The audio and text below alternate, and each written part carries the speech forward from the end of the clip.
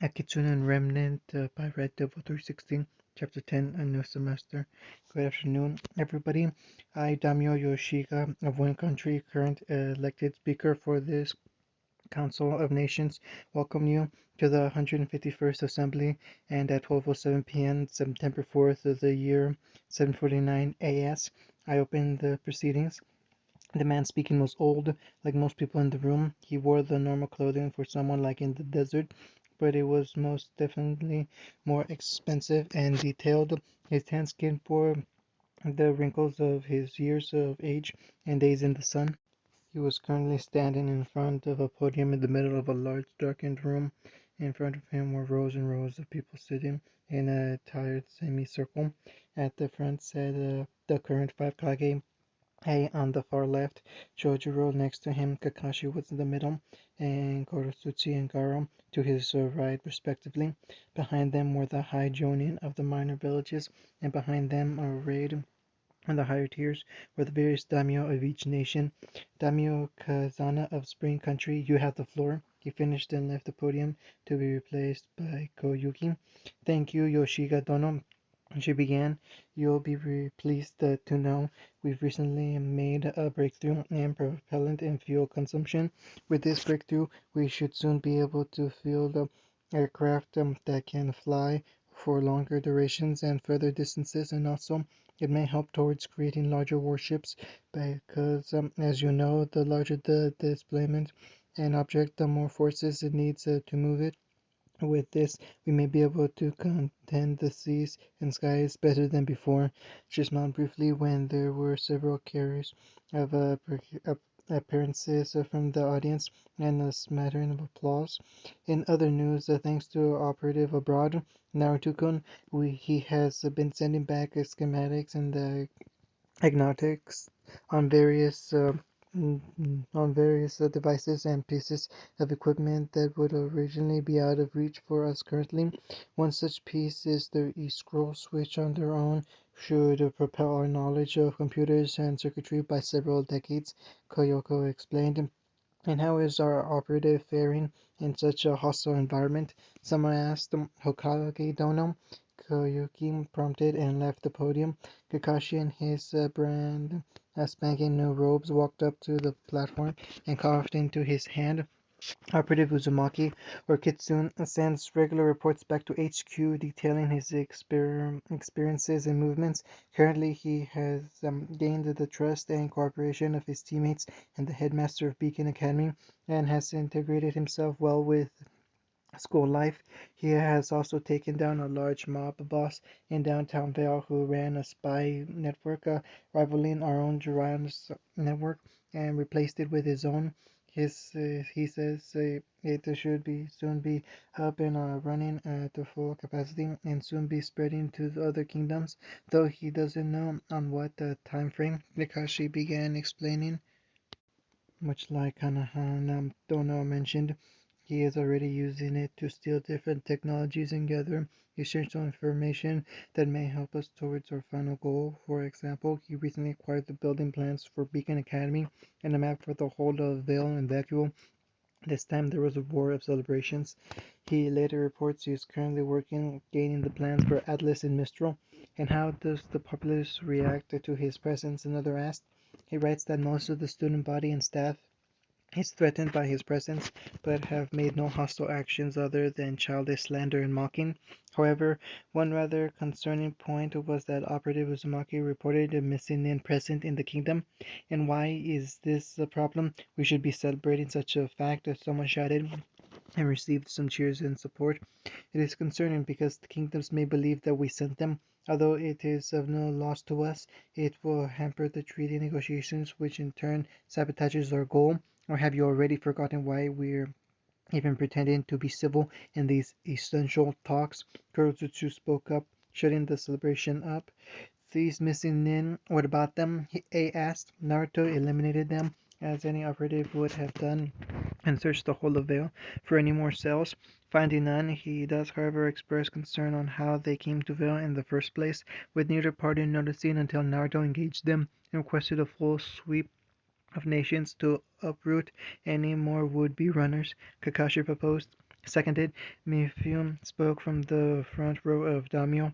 Kakashi nodded and wrote a note, as did the leaders of the shinobi villages. I have no further comments, Kakashi finished and returned to his seat with a sigh of relief. It was this part of being a Kage that he hated most, the weekly meetings of all nations leaders since it was first formed nearly 3 years ago. He was replaced another daimyo whose name he had already forgotten. How is Naruto-kun? Really? Kurotsuchi whispered quietly enough that only a shinobi could hear. He is well, though on a side note he said his nightmares were acting up again. He mentioned nothing of the fact that it was Tsunade's anniversary a few months ago, Kakashi answered. Kurotsuchi frowned. That's not particularly good. Do you know if he's made friends with his teammates other than gaining their trust? Kakashi nodded. He had mentioned that he would go as far to say they were friends, that and with another team. He did, however, say he would still complete the objective when ordered regardless of his feelings, he said morosely. That's good, isn't it? Not particularly. Naruto has always valued his friends above all. To say he would kill them without a second thought is definitely out of character, Gaara put in quietly. I suppose so. He lost a lot during the war, and to Jinchuriki, the few bonds they have are everything to them, which is why we, the few he has left, need to support him when he eventually crashes, Kakashi explained, and they went silent. Also, he sends his love, Kurotsuchi. Kakashi added, chuckling inwardly when he saw the blush lighting up on her cheeks. He didn't really. He just liked to mess with the young Tsuchikage. Hours later, Kakashi would later open his eyes to the familiar sight of his office and the setting sun behind him. Out of the corner of his eye, he watched the seal on his desk glow brightly for a moment before fading back to black. The seal was the brainchild of both Jiraiya and Naruto that they created with help from the Yamanaka clan.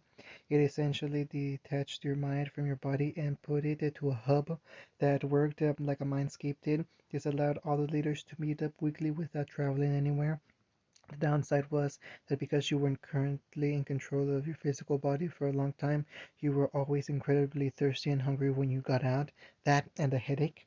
Kakashi took a gulp from the glass of water waiting for him and turned to look out the window to watch the village slowly wind down from the busy day. Soon everything they had been working for would be put into place, and Remnant would learn what the true meaning of war meant.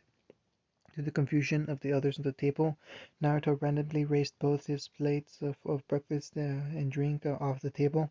Not a moment later, Ruby slammed an incredibly thick binder onto the table, scattering plates of food and splitting drinks. He calmly put his own back down on the table and continued eating. Ruby faked a cough to get everyone's attention. Sisters, friends, former enemies, Whis. Ruby began expertly ignoring the angry cry from Periwinkle's table. Last night I had a dream where we came together to have the most fun that anyone ever had, ever. This ought to be good, Ye commented with a grin before catching a grape in her mouth courtesy of Nora. Is that my binder? Whis pointed out from the other table, looking at Ruby accusingly. I am not a crook. It seemed that she didn't care. What are you talking about? Blake asked, closing the book in front of her. With the holidays over, things are going to get busy with exams and the Vital Festival, so I devised the plan to spend our last day together and kick off the new semester off with a bang. She cheered. I'd like to start my semester off with a yang. The girl in question quipped a terrible pun. There were various groans around the room as spectators heard her proclamation, and Naruto even reached over to slap the back of her head, which caused her to miss the apple soaring for her head, also courtesy of Nora, who had punctured the throat with a loud boo. I don't know. I think I might sit this one out, Blake said, even as Yang returned the apple to its sender.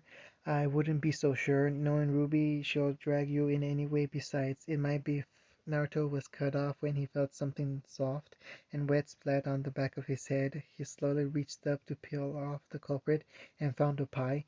He stood and looked behind him and instantly signaled out to Noram, who was trying to pin the blame on Ren, the boy holding his head in his hands, and then chaos, as per usual with this bunch. Justice will be swift, justice will be painful, justice will be delicious, Ruby proclaimed, crushing an unfortunate carton of milk in her grip. She paused and looked behind her when she noticed only Yang and Blake cheering with her. You getting in on this, partner? She asked when she saw him still sitting at the table drinking his orange juice. He raised a finger, asking them to wait as he continued drinking. Oh no, finish your drink first, Yang stated sarcastically. Naruto transferred the finger to the middle one and flipped her the bird before putting down the now empty glass. I'll put some lien in the jar later, Ruby, he said after seeing her accusing glare. Ruby nodded as Naruto joined them. She coughed dramatically into her hands.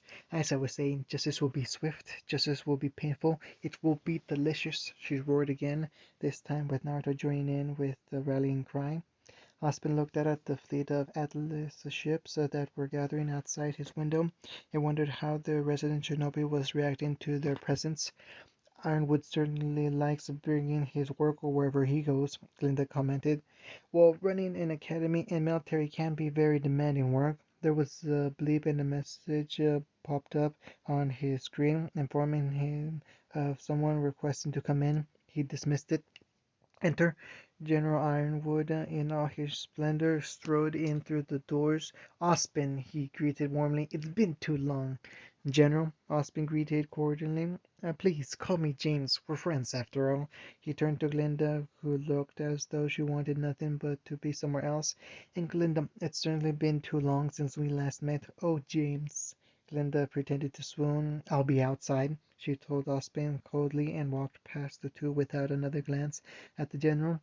Ironwood turned back to Ozpin with a small smirk playing on his lips. Well, she hasn't changed a bit, he said when she was out of earshot. Ozpin hummed. What are you doing here, James? Headmasters don't usually travel with their students to the Vital Festival. Well, you know how I love a veil this time of year. Besides, since it was here, I thought we could catch up, just like old times. James accepted the mug of coffee from his old headmaster and poured a little whiskey to strengthen it. While I don't mind a little talk between friends, the fleet of ships and an army of men outside my window has me a little concerned. Osmond sat in his seat and nodded over his shoulder. Well, it's a concern that brought me here. I understand that travel has become increasingly difficult between kingdoms lately, but that is not the war. James cut him off. Oz, we both know why he brought these men here. Osmond narrowed his eyes. General, we have returned to a time of peace. Shows of power like that won't go to keeping it that way.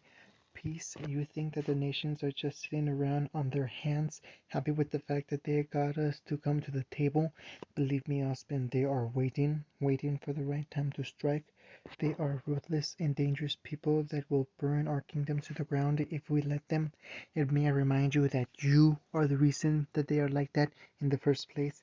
If you hadn't been so overzealous with your security and the threat is certain, they wouldn't even be behind behaving the way they are.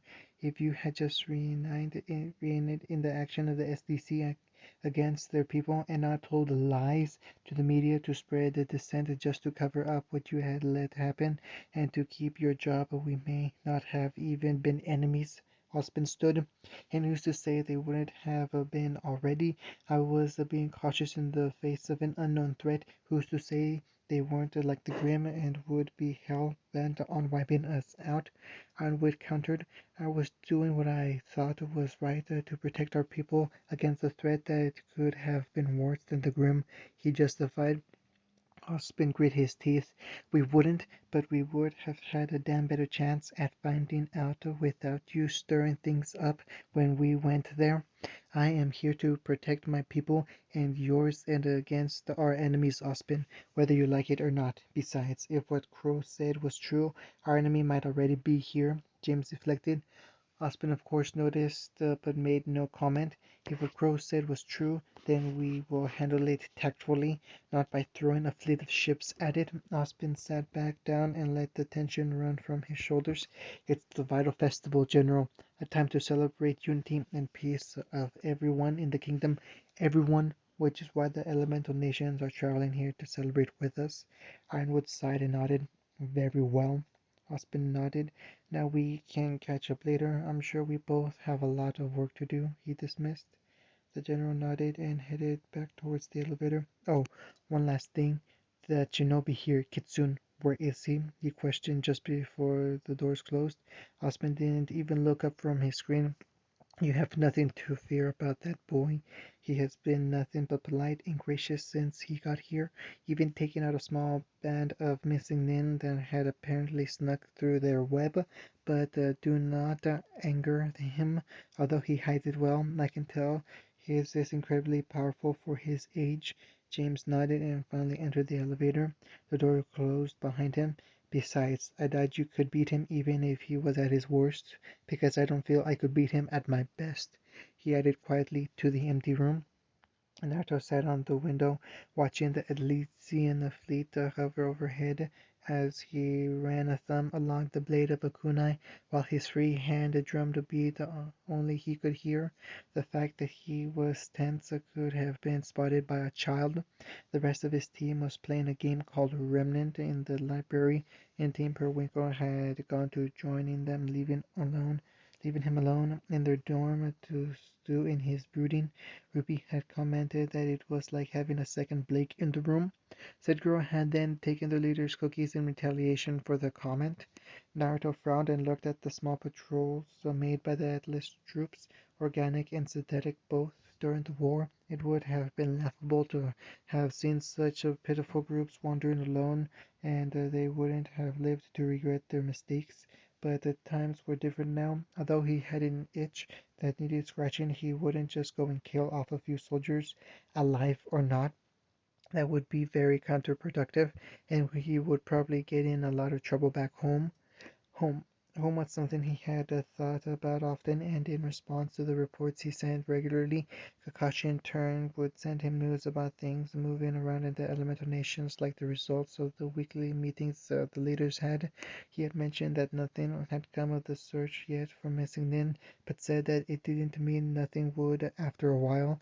However, whoever was moving these shinobi around was very good at hiding them, so it may take time to root them out. In other news, talks were finally going somewhere after months of deadlock, and Remnant was finally understanding the fact that they had not come to these talks from a position of power and were caving in places. That doesn't mean that they weren't fighting, however, and gave it tooth and nail to try and stay on top. Stubborn bastards. Naruto grunted and rolled up the window and back into the room without so much as a little stumble. As was the agility of a shinobi, he walked over to his desk and grabbed the worn green book off the piles of paperwork he had been putting off, and flopped onto his bed and began reading from where he left off.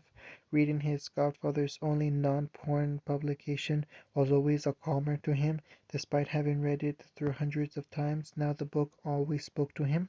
He sat there reading silently for almost an hour before there were any disturbances, but he was eventually interrupted when Blake herself practically stormed into the room and slammed the door shut.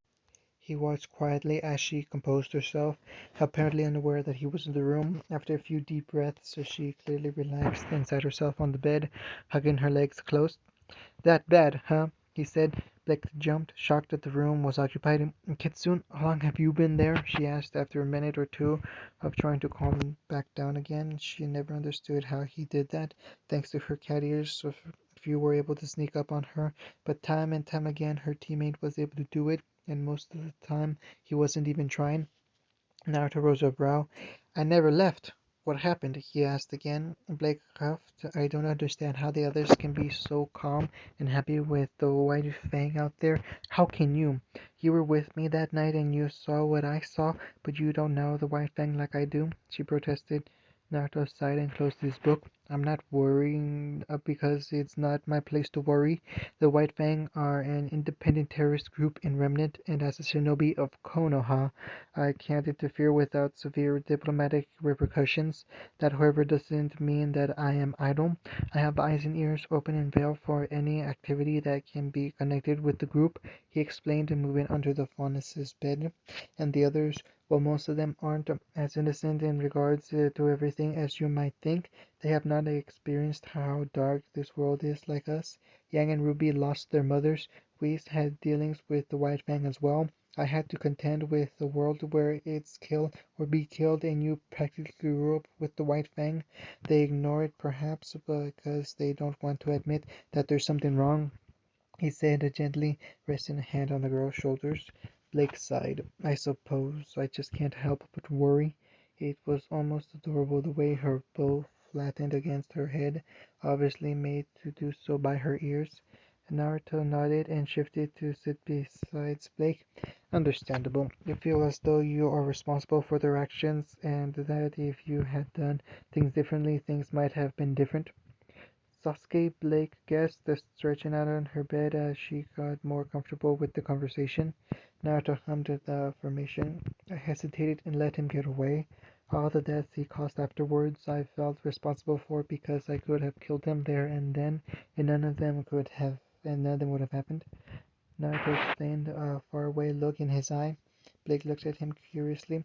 How did you deal with it? The guilt? I told myself that it wasn't my guilt, that it was my compassion for the brothers we once were that made me hesitate, and if Sasuke spat on that bond, then so be it. What he did after that was no cause of mine. What would have more people survived? Maybe, but we can never know. So you're saying even if I did things differently, we can never be sure if things would have changed? The White Fang would or wouldn't be the same as it is now. Blake summarized, her ears perking back up. Naruto smiled underneath his mask and nodded. Got it in one. He looked up at her head. You know, I always preferred you without the bow, he commented without thinking about it. Blake bowed her head and hid the small blush. Thanks, she mumbled. Be proud of who you are, Blake, and don't let anyone get you down about it. I didn't. Naruto encouraged. Before the faunus could question what he said, he stood up and walked to the other side of the room and rifled through his papers and scrolls before picking one up and walking back over. Here to distract you, I'm going to teach you some ninja. Blake looked confused. Why? Naruto shrugged. Why not? Blake blinked and shrugged herself, shuffling slightly so that the two could fit between better on the bed. The door swung open while they were in the middle of learning the complex alphabet. It turned out Blake was almost unnatural at learning kanji, as they were already at K in a few short hours. She seemed to be enjoying it, judging by the small smile across her lips. Man, who would have guessed Pyro was such a good strategist? Yang moaned, the first to walk through the door, closely followed by her sister. If you had just attacked when I told you to, none of that would have happened, Rui pointed out with a mocking grin. There was a metallurgical giggle behind them. I must admit, I surprised myself with my ability with the game. I had not expected it to be that easy. Pi walked in behind them with the rest of Periwinkle at her heels. She did not appear to be sorry about winning, despite her own surprise at her ability with the game. Blake got up and tried to sneak away, wanting to avoid the question both Yang and Ruby were likely to give her, not to mention Periwinkle, but Naruto grabbed her hand and gave her a pointed look, and she sat back down again. The others noticed the exchange, but it was surprisingly Whis that spoke up first. Blake Belladonna, lately you've been reclusive, quiet, moody, and generally unsociable. Ruby snorted. Have you met Blake? She said with a dismissive shrug. Grace rolled her eyes. Okay, I'm aware we haven't known each other for long, but you've been even more like yourself than usual. I must admit I have noticed as well, but I didn't want to speak up because I was afraid of touching something sensitive. Pyra admitted with a sheepish smile. What's wrong, Blake? You can tell us. We're your friends, Yang reassured, worry coloring her voice. Blake glanced at Naruto, who nodded his head, a gesture no one in the room missed. I was worried about the White Fang and what they've been doing recently. It's not just right. But Kitsune had a chat with me and kinda talked me out of it, Blake said. Ruby cocked her head. Well, if you're that worried about it, why don't we do something about it? Heads turned to her in surprise. Like what? Fight them? Yang asked, confused. Why not? Blake and Kitsune did it before, and with all eight of us there it shouldn't be too hard. what you're serious? We're students. We should let the authorities handle it. We aren't ready for this sort of thing, we protested, and we may never be ready. The White Fang isn't just going to sit around and wait for us to graduate. We have to do this now, Blake argued. I have to agree with Weeks on this. We may be strong and talented for our age, but this sort of thing is out of our league. We'll be fighting a terrorist group full of trained adults, Ren reasoned. Well, I would usually agree with my dear partner here, Nora began with a slap on Ren's back. You are forgetting one piece of key information. That is, we questioned, we have our own super duper cool adult with weird powers who can walk on water in the ceilings and beat the strongest members of our generation without even trying, Nora said and cheered in one breath. There was a pause and head swiveled to Kitsune, who had just been watching the proceedings in silence. Well, Ruby prompted. Naruto looked them all in the eye to determine the resolve, and when he looked at Blake, he saw nothing but determination to win this. No. That determination came crashing down. No, Ruby stuttered. We and Ren are right. You are students and aren't ready for this sort of thing. While you are under, while you may understand the darker lines of this world, you are still children and should probably avoid it. Besides, I can't help you without putting myself at risk of discovery by the authorities. I already did so with Blake earlier and can't do so again. Plus, if this is truly as big as Blake thinks it is, then I want them to call some backup when they realize who they're fighting, Naruto explained. Those missing nin, you think they were here purposely? Pyra pondered. Kitsune nodded. Yes, I don't want you to get hurt because you overestimated yourself and fought something bigger than you could handle. Life won't give you a second chance. He stood up and locked eyes with Blake. He barely managed to avoid wincing at the hint of betrayal in them. I'm sorry, Blake, and with that he walked out. It was the weekend now, and neither Blake nor the rest of his teammates had talked to him for more than a few minutes during the entire week. He could understand why, but that didn't mean he liked it. But they would soon understand that it was for their own good. It was late in the day, and he had spent the last few hours training away in boredom to the displeasure of his now exhausted body. He entered his room and found it oddly empty. Usually at this time everyone would be here. Ruby would likely be reading her magazines, Yang playing games, and Blake reading her smut disguised as a romance novel, but it was empty. The curtains open and the room dark.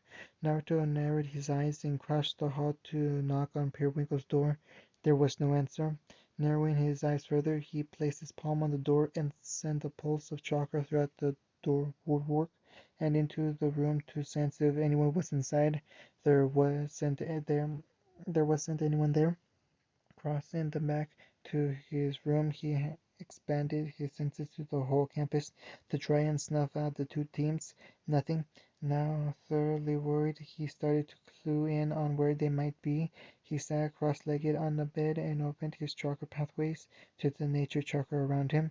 Although there was significantly less in Remnant than there was in the elemental nations, it served its purpose of expanding his reach further than the boundaries of Beacon and all the way to Vale.